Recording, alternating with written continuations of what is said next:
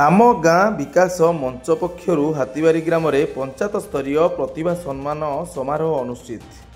पवित्र गुरु दिवस अवसर में हातीबारी स्थित आम गाँ विकास मंचर वार्षिक उत्सव अवसर में हातीबारी ग्राम में शुक्रवार अपराह 3 घटिका समय एक प्रतिभा सम्मान समारोह अनुष्ठित होता देखा मिली। अवसर प्राप्त प्रधान शिक्षक बंशीधर परिडा अध्यक्षतार अनुष्ठित कार्यक्रम में यह पंचायतर अनेक प्रतिभा संपन्न व्यक्ति को संगठन पक्षर सम्मानित कराइथिला।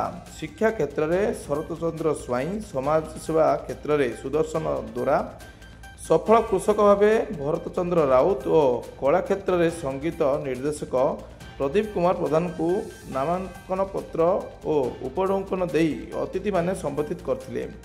विशेष कार्यक्रम में मुख्य अतिथि भाव शशदेव नायक, मुख्य वक्ता भाव डॉक्टर कृष्णचंद्र प्रधान और सम्मानित अतिथि भाव कलाकार स्वाई प्रमुख जोगदे संगठन कार्यधारा को प्रशंसा करने सह यह एक ऐतिहासिक पदक्षेप बोली मतव्यक्त करथिले।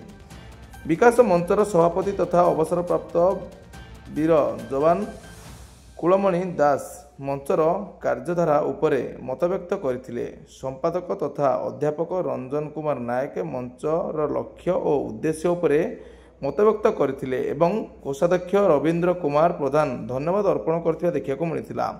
संगठन समस्त सदस्य कार्यक्रम में उपस्थित रही पूर्ण सहयोग करथिबा देखिବାକୁ मिलिछि।